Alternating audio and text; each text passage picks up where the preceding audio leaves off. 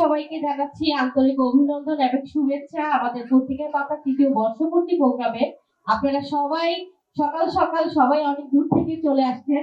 আর আমাদের তৃতীয় পত্রিকার পাতা তৃতীয় বর্ষপূর্তি এই উৎসবটা আনন্দমুখর করার জন্য আপনারা সবাই এখানে পার্টিসিপেট করছেন।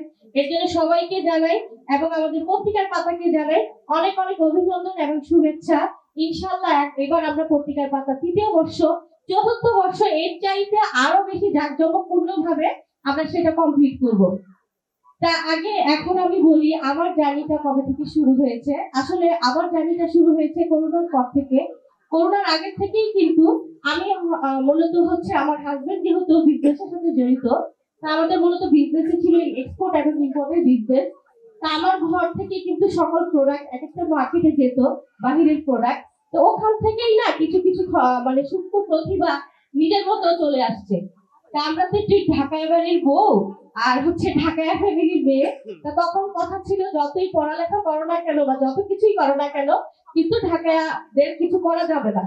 কিন্তু করোনার পর থেকে আমার হাজবেন্ডের একটু দৃষ্টিভঙ্গি পরিবর্তন হলো।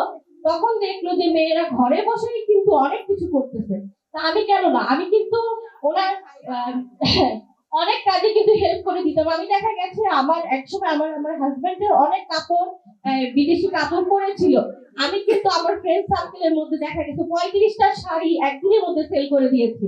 তো তখন থেকে সে বুঝলো না আসলে মেয়েরা আসলে অনেক কিছু করতে পারে। আর হচ্ছে কি আমার ব্যবহার হঠাৎ করেই তার ক্যান্সারে সে বাকি মারা যায়, যে কিনা হচ্ছে কিনা এত স্বাস্থ্য সচেতন ছিল, তার যে এরকম একটা অসুখ হঠাৎ করে চলে আসবে। ওর 5 বছর বিয়ের 5 বছরের মাথায় ও কিন্তু মারা যায়। ওর একটি ওয়াইফ আছে এবং একটি মেয়ে আছে। সেখান থেকে আমার হাজবেন্ডের ভিতরে একটু ভয় কাজ করলো। আসলে তো যখন যদি আমি না থাকি তখন যেন ও কিছু করতে পারে, দুটো বাচ্চা আছে, প্লাস আমাদের যত কিছুই থাকুক না কেন কিছু না কিছু করা উচিত। সেখান থেকে তার দৃষ্টিভঙ্গি একটু পরিবর্তন হলো আর আমাকে বললো আচ্ছা তুমি করতে পারো। আমি 1 মাস আমি ঘর থেকেই কিন্তু আমি প্রোডাক্ট নিয়ে শুরু করি। আমার সোর্সিং নিয়ে চিন্তা করতে হয়নি, যেহেতু আমার মূলত আমার হাজবেন্ডের বিজনেস আছে। তা আমি ওনার সাথে ইন্ডিয়াতে যেতাম, আমরা অনেকদিন থাকতাম। সেখান থেকে কিন্তু আমাদের সোর্সিং গুলো জানা আছে, কোনখান থেকে প্রোডাক্ট আনলে কিভাবে সেল হয়, কিভাবে কি হয়। তা আমি 2 মাস ঘর থেকে করেছি। এরপরে আমার বাসার নিচে আমি একটি শোরুম দিয়েছি এবং আমার সাবাস গ্যালারি অনলাইনের বিজনেস আল্লাহর রহমতে অনেক ভালো। এরপরে আমি আবার মেলাগুলো শুরু করলাম। তা আমি গুলশান, বনশ্রী, তারপর ধানমন্ডি সব জায়গায় যখন মেলা করতাম, আমার পাশাপাশি কিন্তু যত উদ্যোগ কাপড় আছে কয়েকজন মিলে কিন্তু চলে যেত। ওখান থেকে আবার আমার ভিতরে আসলো আমি কেন অর্গানাইজেশন করতে পারবো না। সেখান থেকেই কিন্তু আবার আমার স্বপ্ন ছোঁয়ার যাত্রা শুরু। আমার একটি স্বপ্ন ছোঁয়া পেজ আছে, যেখানে আমি 2 বার সাকসেসফুলি মেলা করেছি। একটা করেছি আমি 7 দিনের আমার ফ্রিগাতে, এরপরে সেপ্টেম্বরে করেছি আমি একটা টেবিলে।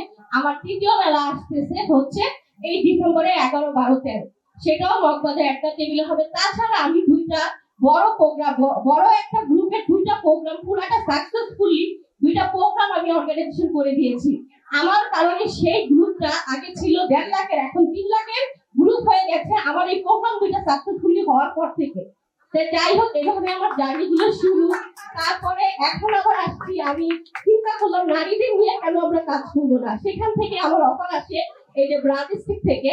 সেখান থেকে ভাইয়া চিন্তা করলো আপুর মধ্যে অনেক ক্রিয়েটিভিটি আছে, প্লাস আপুর মধ্যে অনেক মানুষদের বোঝানোর ক্ষমতা আছে। সেখান থেকে আবার আমি চলে আসলাম ব্রাঞ্চ প্লাস এই জার্নিতে। সেখানেও কিন্তু আমাদের নারীদের নিয়ে অনেক পথ আছে খোলার। আমরা সেখানে নারীদের নিয়ে কাজ করবো, প্রমোটারদের নিয়ে কাজ করবো, রান্না যারা করে তাদের নিয়ে কাজ করব। ইনশাল্লাহ সেই যাত্রাটা শুভ হবে। আর পত্রিকার পাতার সাথে তো অবশ্যই আছি। আর হাসিনা আনসারী আপুর কথা কি বলবো, যত বলবো ততই আপুর গুণে শেষ করা যাবে না।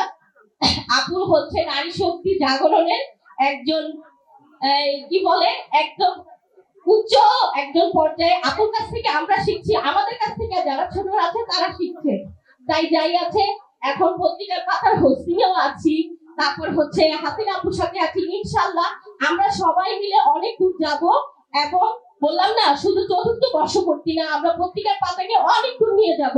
সেই পর্যন্ত সবাই থাকেন, আমাদের অনেক অনেক প্রোগ্রাম আছে, সবাই মিলে সারাদিন অনেক আনন্দ করব এবং সেগুলো আমরা উপভোগ করব। সবাই ভালো থাকবেন ইনশাল্লাহ। আল্লাহ হাফেজ। থ্যাংক ইউ সো মাচ কাবা আপা, ইনশাল্লাহ আমরা অনেক